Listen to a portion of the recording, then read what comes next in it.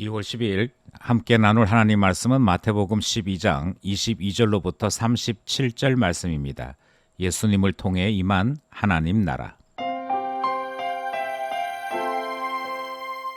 우리는 어제 두 개의 논증에 대한 말씀을 함께 나누었고요. 오늘도 본문 안에는 하나의 논쟁, 그리고 이 논쟁에 따른 여러 가지 전개들이 포함되어 나타납니다. 예수님께서 두 개로 답을 하셨고 두 개의 답을 이어서 두 번에 걸쳐 심판을 선포하시는 내용이 나타나고 있습니다. 자세한 내막 본문 안에서 살펴보도록 하겠습니다.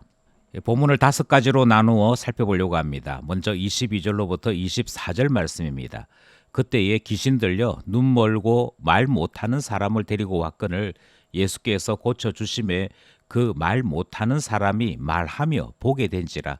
무리가 다 놀라 이르되 이는 다윗의 자손이 아니냐 하니 바리새인들은 듣고 이르되 이가 귀신의 왕 바알세불을 힘입지 않고는 귀신을 쫓아내지 못하느니라 하거늘. 첫 번째 문단인 22절로부터 24절은 오늘 본문의 사건이 어떻게 출발되었는가, 그 본문 사건의 배경에 대한 말씀이 등장을 하지요. 한 사람이 등장을 하는데 귀신 들렸습니다. 그리고 눈도 멀고 말도 못하는 사람이 나타나는 것이지요. 그리고 이 사람을 다른 사람들이 예수님 앞으로 데리고 오는 장면이 22절의 말씀입니다. 예수님께서 그 사람을 고쳐주었더니 그가 보게 되고 말도 하게 되고, 그러니까 치유받은 것이지요. 이 사실을 보고서 무리가 놀랐습니다. 그리고 하는 말이 다윗의 자손이 아니냐 이렇게 얘기했다는 것이죠. 여기에 등장하는 다윗의 자손이라는 말은 메시아다라고 하는 말뜻을 포함하고 있습니다. 아마 이 사람이 그리스도가 아닐까, 이 사람이 우리에게 주시는, 우리에게 약속된 다윗의 후손, 바로 그분이 아닐까라고 하는 이야기인 것이지요. 바리새인들은 이렇게 말하는 것이죠. 예수가 귀신을 쫓아내는 것은 그가 귀신의 왕 바알세불의 힘을 입었기 때문이다. 그래서 귀신 쫓아내는 것이다 라고 이야기했다 하는 것입니다. 그러니 바리새인들의 생각에는 결코 메시아일 수 없다. 아마도 이와 같은 능력은 귀신의 힘을 입었기 때문이라 이야기하는 것을 우리는 목격하게 되는 것입니다. 이것이 오늘 본문의 발단이 되는 사건이었습니다. 둘째 문단에서부터는 예수님께서 이 바리새인들의 생각과 말에 대해 책망하시는 것이 등장을 하는데요. 첫 번째 책망이 25절로부터 27절 등장합니다. 25절, 예수께서 그들의 생각을 아시고 이르시되 스스로 분쟁하는 나라마다 황폐하여질 것이요 스스로 분쟁하는 동네나 집마다 서지 못하리라. 만일 사탄이 사탄을 쫓아내면 스스로 분쟁하는 것이니 그리하고야 어떻게 그의 나라가 서겠느냐. 또 내가 바알세불을 힘입어 귀신을 쫓아내면 너희의 아들들은 누구를 힘입어 쫓아내느냐. 그러므로 그들이 너희의 재판관이 되리라. 25절 말씀을 보니까 예수님께서 그들의 생각을 하셨다 이렇게 표현되고 있습니다. 그것은 이 바리새인들의 의도를 파악하셨다 이런 말뜻도 되고, 그들 마음속 깊은 곳에 있는 예수 그리스도에 대한 적개심까지도 이해하셨다 하는 의미를 담고 있습니다. 그리고 바리새인들에게 그들의 생각이 얼마만큼 잘못되었는지 이제 설명하시고 책망하시는 것이지요. 먼저 예수님의 대답 속에는 사탄의 나라가 있다라고 하는 사실을 배경에 두고 말씀하십니다. 스스로 분쟁하는 나라마다 황폐해진다. 그리고 또 하나 중요한 사실은 그가 귀신의 왕이라고 이야기했던 것을 예수님께서는 사탄이 사탄을 쫓아내면 이라고 답하시는 것을 보게 되죠. 그러니까 성경에 등장하는 마귀, 귀신, 사탄은 같은 의미가 있다라고 하는 것을 생각하시면 될 것 같습니다. 그래서 예수님께서 여기에 사탄과 귀신을 번갈아 사용하시면서 답을 하십니다. 사탄이 사탄을 쫓아내면 그 나라는 스스로 분쟁하는 나라인데 어떻게 그의 나라가 서겠느냐라고 말씀하시는 것이고, 이것은 역으로 예수 그리스도께서는 하나님의 나라를 세우시는 것을 말씀하시는 내용이 되더라 하는 것입니다. 27절 말씀에서는 이 바리새인들의 생각이 얼마나 엉뚱하고 말이 되지 않는지를 다시 예시를 통해 말씀하시는데, 만약 사탄의 왕이 사탄들을 쫓아낸다면 그러면 너희의 아들들은 너희가 쫓아내는 것이냐라고 하는 반문을 하시는 것이지요. 그리고 맨 마지막 말씀이 그들이 너희의 재판관이 될 것이다, 이렇게 얘기하므로 그들의 어리석음을 스스로 책망하시고 말씀하시는 내용이 둘째 문단의 내용이 되는 것입니다. 세 번째 문단은 28절로부터 30절입니다. 그러나 내가 하나님의 성령을 힘입어 귀신을 쫓아내는 것이면 하나님의 나라가 이미 너희에게 임하였느니라. 사람이 먼저 강한 자를 결박하지 않고서야 어떻게 그 강한 자의 집에 들어가 그 세간을 강탈하겠느냐. 결박한 후에야 그 집을 강탈하리라. 나와 함께 아니하는 자는 나를 반대하는 자요, 나와 함께 모으지 아니하는 자는 해치는 자니라.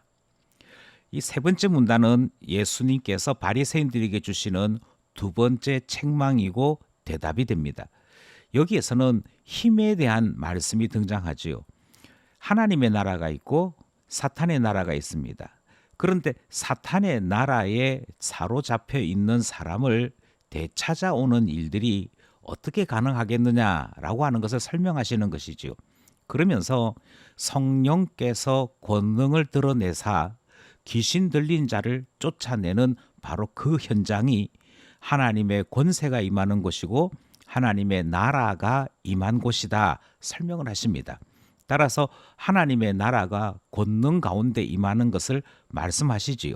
그러면서 동시에 그 강한 사탄을 더 강한 자가 와서 결박해야만 사탄에게 붙잡혀 있는 자들을 해방시킬 수 있지 않겠느냐. 그것이 29절 말씀인데, 이것을 마치 누군가의 집에 세간을 강탈하는 것으로 비유로 바꾸어 설명하시는 것이 29절입니다.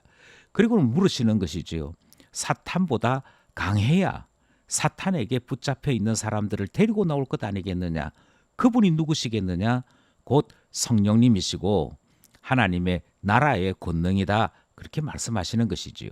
예수님께서 말씀하시기를 나와 함께 아니하는 자는 나를 반대하는 자다, 이렇게 말씀하시므로 하나님 나라의 바깥에 있는 사람들이 주님과 함께하지 않는 사람인 것을 설명하여 주신 것입니다. 이것은 책망이요, 또한 동시에 바리새인들의 어리석은 생각을 고쳐주시는 말씀이었던 것이지요. 여기까지 예수님은 두 번에 걸쳐서 바리새인들의 생각에 대해 지적하셨고 책망하시는 내용이 됩니다. 이제 넷째 문단으로 이동하겠습니다. 네 번째 문단은 31절 32절입니다. 31절, 그러므로 내가 너희에게 이르노니 사람에 대한 모든 죄와 모독은 사하심을 얻되 성령을 모독하는 것은 사하심을 얻지 못하겠고, 또 누구든지 말로 인자를 거역하면 사하심을 얻되 누구든지 말로 성령을 거역하면 이 세상과 오는 세상에서도 사하심을 얻지 못하리라. 이 네 번째 문단은 바로 앞에 있었던 셋째 문단의 말씀을 잘 이해해야만 함께 이해할 수 있는 말씀이 되지요. 성령께서 하나님 나라 권능을 나타내심으로 귀신 들린 자를 고쳐주시는 일이 있었다. 결국 이 모든 일은 성령께서 하신 일이다 하는 설명이 앞부분에 있었습니다. 그럼에도 불구하고 바리새인들은 성령의 역사를 바알세불의 역사인 것 같이 이야기했더랬지요. 그러자 예수님께서 말씀하시고 구분하십니다. 사람에 대하여 죄를 짓는 것은 사하심을 받을 수 있다. 하지만 성령께서 하신 일을 성령님께 대한 영광으로 돌려드리지 않게 될 때에는 결코 사하심을 얻지 못한다, 이렇게 말씀하십니다. 여기서 우리는 삼위일체 교리를 다시 한번 확인할 수 있는 것이죠.